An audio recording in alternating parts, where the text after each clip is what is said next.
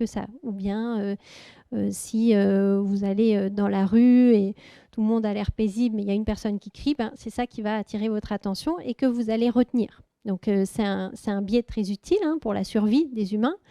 Mais d'ailleurs, c'est pour ça sans doute qu'on est encore vivant en tant qu'espèce.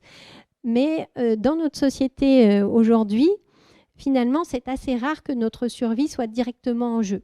Donc, la majorité du temps, ce biais-là nous dessert. C'est-à-dire que plus on a un biais de négativité, plus ça génère des affects négatifs, et ces affects négatifs augmentent le biais de négativité. Donc en fait, on peut se retrouver facilement embarqué dans cette spirale descendante, qui est un des facteurs de risque de la dépression, du suicide et des troubles anxieux.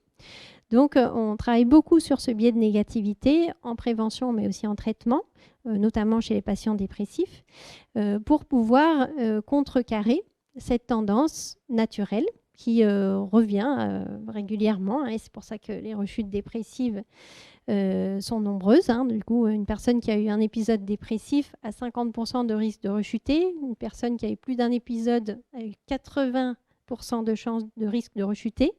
Donc l'idée, c'est à la fois éviter le premier épisode, mais aussi prévenir les rechutes en diminuant ses biais cognitifs. Puisque plus la personne va rechuter, moins ça va être lié à des événements extérieurs. Donc c'est vraiment les biais cognitifs qui sont une sorte d'autoroute du fonctionnement qui font que la personne rechute par elle-même à cause des ruminations, à cause des biais cognitifs et notamment du biais de négativité. Donc, pour vous donner un exemple de pratique de psychologie positive, il y a notamment le journal d'attention, qu'on appelle aussi le journal des événements satisfaisants. On va proposer aux personnes pendant 2 semaines de noter jusqu'à 5 choses satisfaisantes qui se sont produites au cours de la journée. Alors sur le moment, quand on fait ça, évidemment, ça génère des émotions positives, mais ce n'est pas seulement ça qu'on va rechercher. Ce que ça génère surtout, c'est que les jours qui suivent, la personne va être plus attentive à tous les aspects satisfaisants du quotidien. Donc l'idée, c'est contrecarrer le biais de négativité, donc rééquilibrer en fait le regard sur la réalité. On verra toujours en priorité les aspects problématiques, ce qu'on n'aime pas chez soi, ce qu'on n'aime pas chez les autres, ce qu'on n'aime pas dans le quotidien, mais on peut aussi voir le reste. C'est ça l'idée, c'est de garder une vision plus large sur sa réalité pour ne pas se laisser embarquer dans le fait que finalement la vie ne vaut pas la peine d'être vécue. C'est ça l'idée, c'est que si moi je suis nulle, les autres sont nuls, la vie est nulle, au final, qu'est-ce qu'on fait là? Donc, réélargir le champ de l'attention pour retrouver du sens à la vie, pouvoir se raccrocher à des relations constructives, identifier ses ressources, pouvoir s'appuyer dessus. Donc, c'est plein de pratiques qui visent à contrecarrer le biais de négativité à travers à la fois la relation aux autres, la relation à soi et le regard qu'on porte sur l'existence. Donc, en travaillant sur la réduction de ce biais-là, on va avoir des effets sur les 3 catégories de compétences psychosociales, donc sur les compétences d'ordre cognitif, avec notamment une amélioration de la capacité à s'auto-évaluer de manière positive. Donc ça va augmenter notamment le sentiment d'efficacité personnelle, qui est la dimension la plus importante pour la réussite scolaire et pour la réussite académique. Pour vous donner un exemple, il y a une étude qui a été faite auprès d'étudiants avec 2 séances d'1 heure de travail donc sur l'auto-évaluation positive à travers l'identification de ses forces, l'utilisation de ses forces dans le quotidien. Et avec ces 2 séances, il diminue de 50% le décrochage en première année à l'université. Donc c'est vraiment lié au développement du sentiment d'auto-efficacité, donc se sentir capable finalement de surmonter les obstacles qu'on va rencontrer dans cette première année à l'université. Deuxième catégorie, donc les compétences d'ordre émotionnel. Ces pratiques sont très efficaces pour la régulation des émotions puisque ça va permettre justement d'orienter l'attention vers d'autres aspects du quotidien qui génèrent des émotions positives. Donc si, je ne sais pas, il y a eu une interaction difficile avec un enseignant, et plutôt que de me dire je ne suis pas fait pour les études, vaut mieux que je parte, de toute façon les profs m'aiment pas en plus et j'ai pas d'amis, on va se dire ok, c'est difficile dans ce cours-là, en plus ce prof il me soutient pas beaucoup, mais par contre il y a d'autres matières dans lesquelles ça se passe bien, il y a d'autres personnes vers qui je peux me tourner qui pourront m'aider, Et du coup, ça va permettre un rétablissement émotionnel plus rapide parce que j'ai été capable d'avoir une vision plus large sur la situation. Et ça va permettre d'agir aussi sur des compétences psychosociales d'ordre social, notamment la coopération, puisque plus je vais avoir une vision positive d'autrui, donc notamment en repérant les forces, les ressources des autres, plus je vais avoir tendance à coopérer avec les autres, plutôt que de me méfier et du coup d'être à distance. Donc ce type de programme, on a aussi, donc si on fait des programmes sur 8 semaines, 2 heures par semaine, on va avoir les mêmes effets que les programmes de pleine conscience ou de compétences psychosociales sur la réduction des problèmes de santé mentale et la réussite scolaire ou académique. Donc là aussi, c'est un champ de recherche en pleine expansion avec plus de 2000 articles par an qui sortent, beaucoup de méta-analyses que vous pourrez retrouver.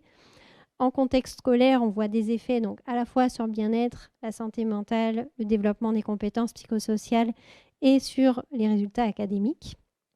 Et donc, on s'est intéressé au contexte universitaire. Et donc, on s'est appuyé en fait sur un certain nombre de pratiques validées pour en faire un programme qui s'appelle le programme CARE, avec notamment Marine Poxic qui était à l'UGA avant, qui est maintenant à Chambéry. Donc CARE pour cohérence, attention, relation et engagement. C'est les processus qu'on va chercher à activer du coup à travers ce programme. Et donc ce programme, on l'a testé d'abord en présentiel. Et puis pendant la période Covid, on l'a testé en ligne, puisque donc en auto-administré, en self-help, auprès d'étudiants en santé. Donc la moitié des étudiants intéressés, on les a mis sur le groupe contrôle sur liste d'attente, l'autre moitié groupe expérimental sur 8 semaines. Donc là, c'est différent, ce n'est pas 2 heures par semaine, c'est chacun qui fait les pratiques chez soi. Donc on n'a pas une durée spécifique. Et on a mesuré donc avant, après, 2 mois après. Donc pour rappel, c'est en pleine période Covid, c'est au moment du premier confinement. Et donc, on a cherché à voir comment ça pouvait avoir un rôle protecteur au niveau des problématiques de santé mentale, donc stress, anxiété, dépression. Et donc, ce que vous pouvez constater, c'est vous avez donc le groupe contrôle qui est au-dessus avec les petits points blancs, le groupe expérimental avec les points noirs. Donc, on voit une diminution importante des problématiques de stress, d'anxiété, de dépression. On a également cherché à mesurer l'engagement dans les études, qui était une dimension clé pour la prévention du décrochage des étudiants en santé, puisque c'était en plus, pendant cette période, une population étudiante encore plus à risque que les autres. Donc, puisque en fait, ils étaient en première ligne, ils étaient dans des services avec des patients qui avaient le Covid, etc. Donc, ils avaient un niveau de stress vraiment élevé et avec l'impression de ne pas du tout être soutenus et une perte de sens aussi dans leur travail, puisqu'ils ne pouvaient pas faire correctement leur métier. Donc là, vous avez toujours en noir le groupe expérimental, donc où on voit une augmentation de l'engagement, des différentes dimensions de l'engagement dans les études, donc à la fois vigueur ou vitalité, donc l'énergie en fait disponible pour ces études, les efforts fournis et l'absorption, c'est le sentiment de flow dans ces études, donc le fait de se sentir pleinement absorbé dans son travail. Et puis, on a cherché à mesurer plusieurs ressources psychologiques qui sont identifiées comme facteurs protecteurs par rapport aux problèmes de santé mentale, donc l'espoir, l'optimisme, la régulation des émotions, et puis une mesure générale du bien-être. Et là aussi, on voit que le groupe expérimental va avoir une augmentation de ces ressources psychologiques à travers ce programme. Donc, c'était donc un programme qui était basé uniquement sur des pratiques de psychologie positive et on a souhaité, qui était d'ailleurs pas spécifique pour les étudiants. Donc il y a certaines variables, par exemple ici, autour du sens des études. Là, on voit, oui, il y a un effet, mais c'est quand même un effet très faible par rapport au groupe contrôle. Donc, on s'est dit que si on avait vraiment un programme qui était fait pour les étudiants et pas juste pour la population générale globalement, ça pouvait être encore plus efficace. Donc, c'est ce qu'on a fait ensuite grâce à un financement ARS notamment et IRESP ensuite.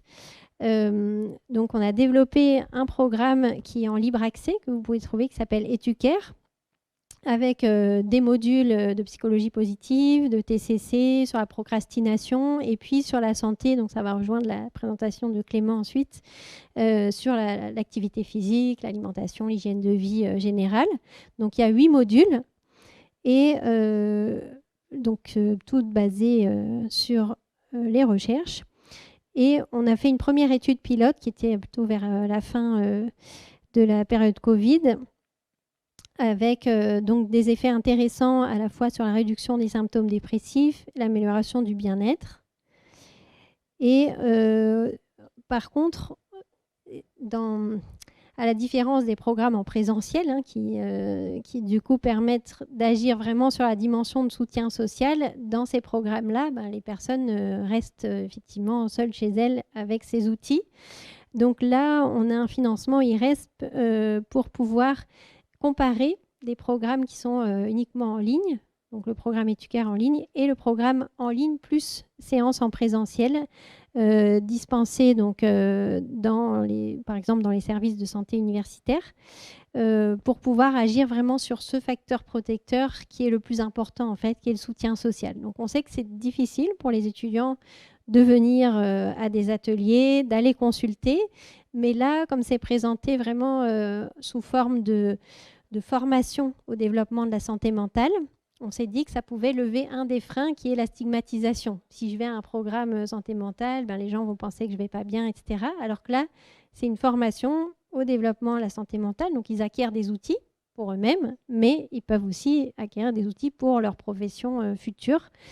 Et effectivement, donc on a démarré là, en mois d'avril avec un premier cycle d'ateliers et on a eu beaucoup de demandes. Donc on était assez surpris parce que sur d'autres types d'ateliers, pleine conscience, approche d'acceptation et d'engagement, on avait beaucoup de mal à recruter des étudiants. Alors que là, le fait de le présenter comme une formation, du coup, c'est plus facile pour eux d'y aller puisqu'il n'y a pas d'effet stigmatisant. Donc là, c'est une étude qui est en cours et du coup, je voulais vous en parler aujourd'hui parce que l'UGA est impliquée. Donc, c'est dans 7 universités, dont l'UGA. Il va y avoir des ateliers à la faculté de médecine et des ateliers normalement au SSU, mais on n'arrive pas très bien à joindre, à trouver un rendez-vous pour fixer les dates, etc. Donc sinon, ça pourrait aussi être porté par des composantes, donc on verra. Mais en tout cas, vous pourrez en parler aux étudiants. Donc c'est des ateliers gratuits sur 8 semaines qui comptent comme une formation, donc ils reçoivent une attestation de formation qu'ils peuvent après valoriser aussi sur leur CV. Donc, en conclusion, on a aujourd'hui un certain nombre d'interventions efficaces qui ont été adaptées spécifiquement aux étudiants, qui sont en libre accès pour pouvoir permettre une accessibilité maximale et dans l'objectif aussi de réduire les freins qui ont été identifiés dans cette population par rapport au fait de ne pas aller consulter. Et donc, trouver finalement différents leviers d'action. On est aussi en train d'expérimenter les modules EduCare comme module, comme UE validante. Donc, il y a 2 universités qui le proposent comme un module. Et donc, voilà, on va voir qu'est-ce que ça peut apporter, notamment pour les étudiants en STAPS à l'Université de Bordeaux. Donc, comment ça peut vraiment s'inscrire finalement dans les formations. Je vous remercie de votre attention et je serai ravie de répondre à vos questions.